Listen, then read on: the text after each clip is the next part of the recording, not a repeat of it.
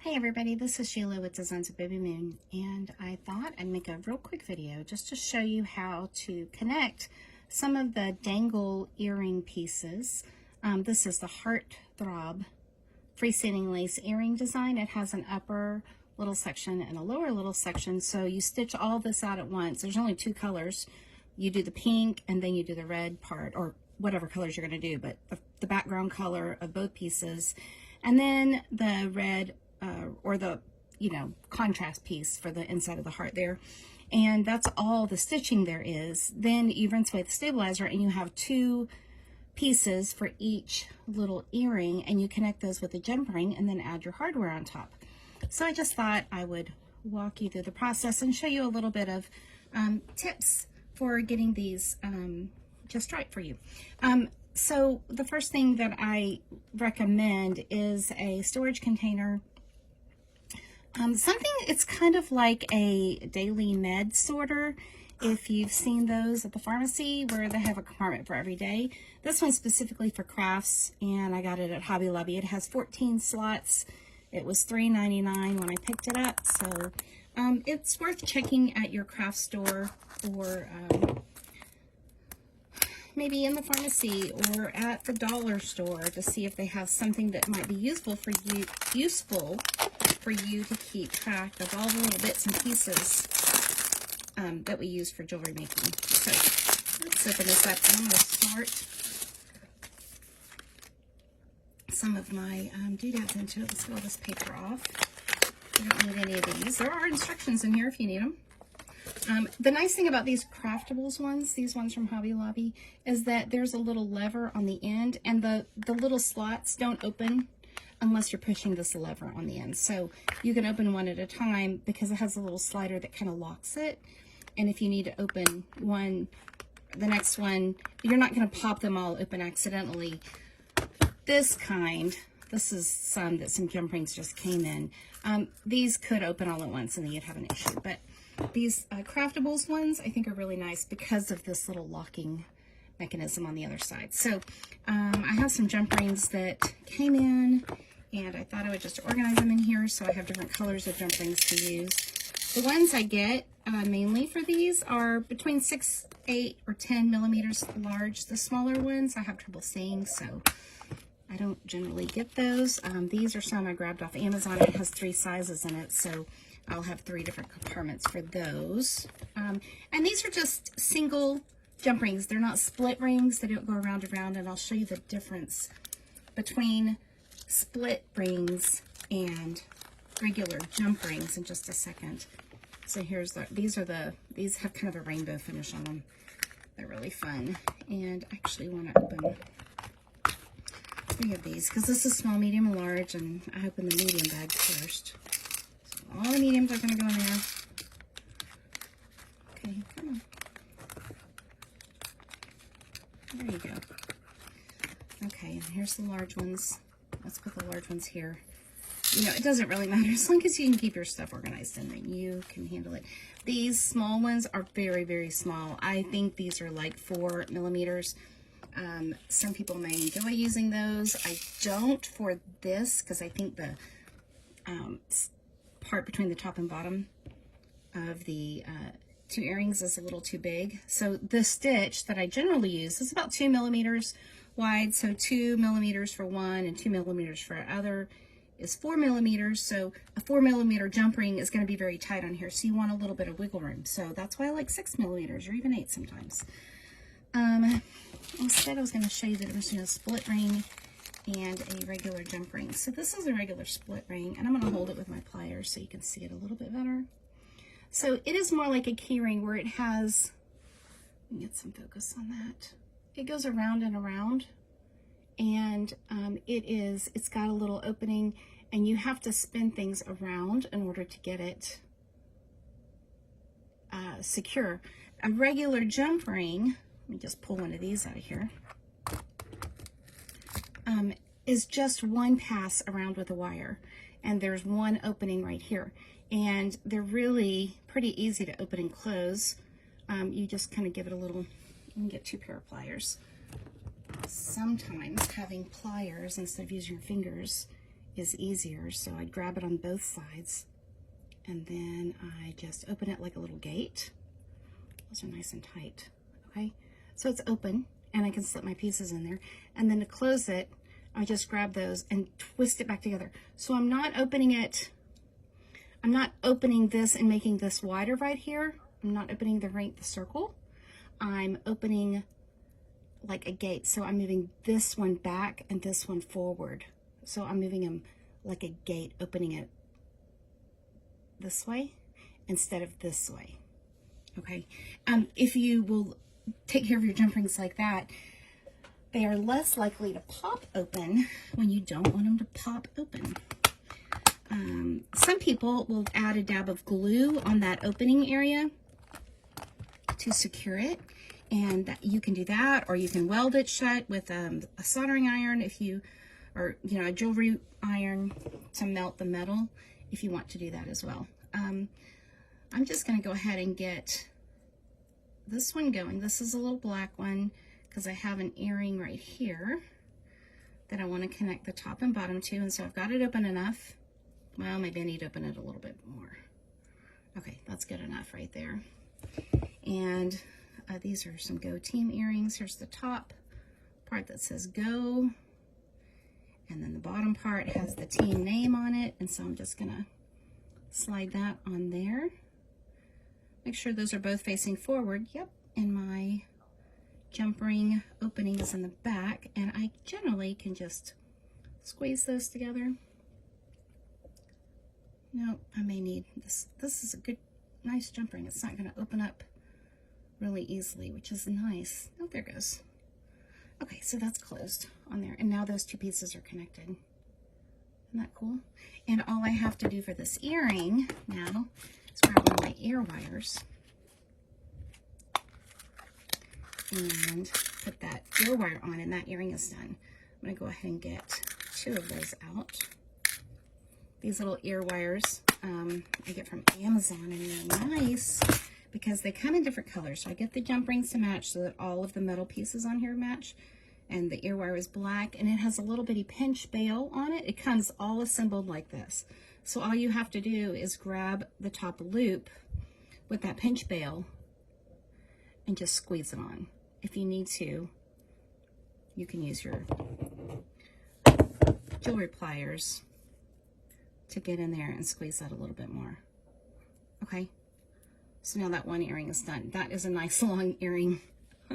These are quite large. We're not going to do all of them that large, but let's go ahead and do the other one just so you can watch me see how to do it.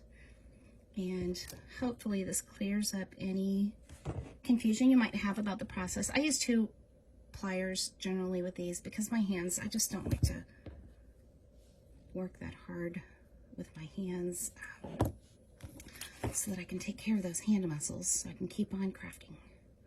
So I'm going to use the tools that I have to take care of my hands so I'm not over stretching them or over using them. Okay, so I've got this ring closed. Yep, that's good. And if you can, you can swing the opening to the back, but earrings are going to jangle and bounce around, so that's okay too. And this one has a little bit of threads, so I'm going to clean up those threads real quick. You can cut them off if you can get real close. I'm using a little bitty lighter that is very directional, and it just takes care of those thread ends really well, really fast. Okay, and let's put this other ear wire on. And now I'm going to give it a little bit of an extra squeeze with my pliers. Okay, just so I know it's secure on there. And now those earrings are done. Okay, so those are done. These have been done. Those are so fun to wear. I love wearing fun, jangly earrings. They're just neat, really fun. Okay, let's do these that have, these are, I call them double dangle because they've got a loop on top and a loop on the bottom. So they're just like the tops of this kind, but we can connect several different ones together. So maybe you're in a pumpkin spice mood. And so you've got 2 earrings that have the top and the bottom double dangles.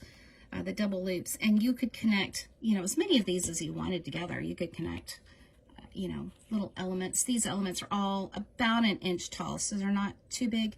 The loops do make them longer, so I know that I've got this one and this one. This is 2 inches all together here, so this is my little grid, and this is actually about 2.5 inches.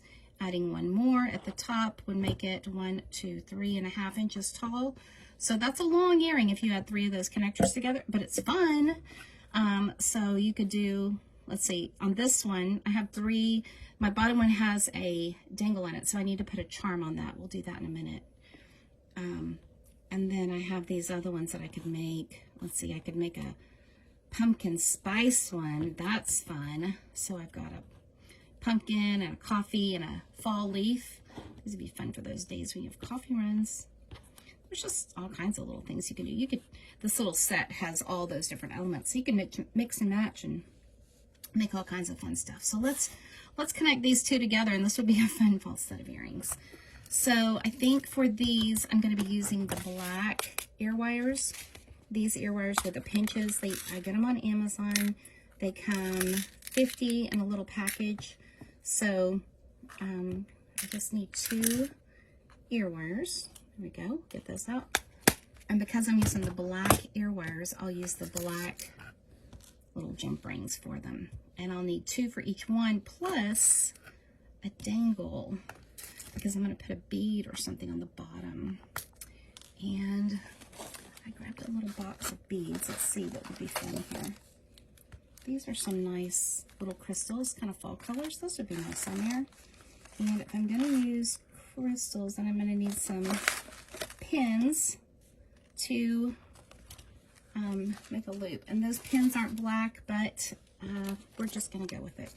So while I'm planning this out, let's go ahead and make the crystals for the bottom. So all we have to do is attach these on. Now there's more than one way to make a little charm. So this is just one way, but it's not the only way. These are fun little crystals, but I'm looking at them now, and maybe I don't need to make them into a charm because they are top. They have a hole that goes through the top, so maybe I can just put them on a ear wire, a jump ring, and not have to make a charm out of them with an eye pin. Okay, let's try this and see. So these have 2 sides. Looks like maybe I have got 2 different colors. That's possible. This might have a mix of colors. Let's get one of the darker ones, because these are definitely, there they are. They're different colors. And let's go ahead and put it on the jump ring. If you need to, just go slow. You can get your glasses out if you need to. Thread it through the little loop, or thread your little loop through there. And I'm going to connect it to the bottom of this ghost, because I want the ghost to be at the bottom. That's super cute. And I'm going to give my jump ring a little squeeze and make sure it's secure, that nothing's going to fall out. Okay. And on these, I definitely am going to add a little bit of glue to just secure that gap. I don't want anything coming out. There's the ghost with his little sparkle on the bottom. You could, right here, with these kinds like this, if they have a double dangle, put a bead on the end of it like that, and then, add your, something's not right there. Let's set that one aside and get a fresh one. You could add, just your hardware on top like that. And that is perfectly fine. Let me give it a squeeze. These are pretty easy to open and close, so I'm just going to give it a squeeze. Oops. I think I broke that. Okay, I'm going to have to fix that, but anyway. You could have a nice little itty-bitty earring like that. That is so cute. And look, it's not very big. So those are nice and tiny. This set, I know this set actually has ones that with the minis in it that are just the mini ghosts, but also with the double dangles, so you could do it just as an earring like this, or with the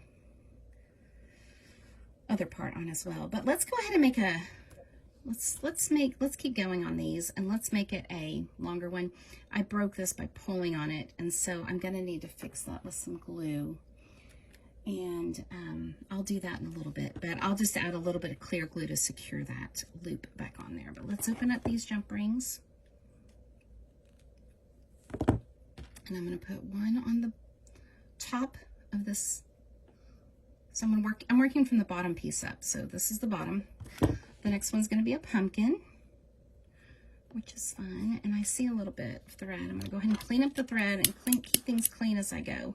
I'm working on the back side, just kind of melting those threads, those fuzzies, getting them out of the way.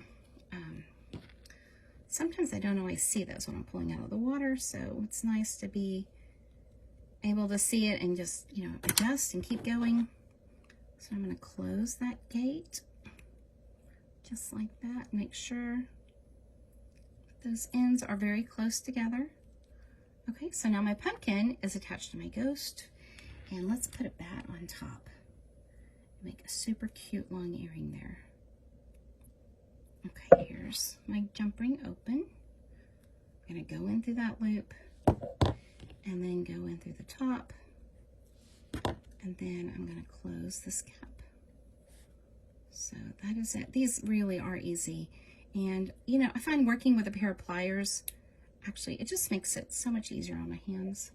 And now we have a cute earring. Let's get our earring hardware out again. And I'm going to need another one for the other side, so let's just go ahead and get that out. And then take our little pinch bail and pinch it on. Oh, that one went all the way on.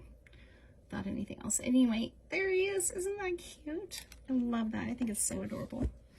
I think I'm going to make the other one just like it, so I have a full set. And we'll do something with the coffee and the leaf later. But I've got these ghosties and these bats. I love that. I'm just going to keep going. Let's see. We're going to start with the bottom, right? And so I need to get my jump ring.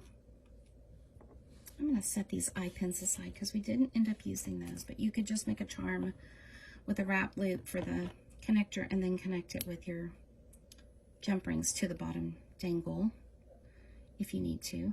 Open that up, put the bead on. You know, you do want to check to see if your beads have a right and a wrong or a front and back side. I think the sparkle on this one, it's a little bit more sparkly, so I'm going to make sure that the sparkliest part is at the front, you know, the right side of the ghost, the front of the earring. It doesn't really matter, but if you have an opportunity to make more sparkles, let's make all the sparkles. Okay, let's see if we can get this into this hole in the bead. If you have a bead reamer, sometimes you can make that hole a little bit bigger. These are crystal beads, so, oh, there it goes. I knew it would go in there. Sometimes you just have to be patient and give it a little bit of time and wiggle it just right. Okay, now I'm going to close my gate for that jump ring. Make sure it's closed together, touching. Okay, so now our ghost has a little sparkle. Let's connect the ghost to the pumpkin. Oops, come here, don't run away. I don't know about you, but I find this really, really fun. This part, I don't think there's a part of embroidery that I really don't like, but I love this part of getting to the end of the project, and because this means we're almost done. We are really almost ready to wear these.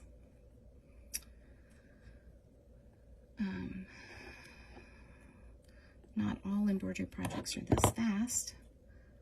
I love all embroidery projects, but I love the ones that are really fast like this because this is almost instant gratification. Okay. We've got our pumpkin attached to our ghost. And now let's attach the bat to the top. If this jump ring will just come here for us, thank you. Okay, and this one's going to need a little bit of extra support, so I'm just grabbing it like this and then letting those pliers help me twist it open. And then I'm going to put my bat on the top.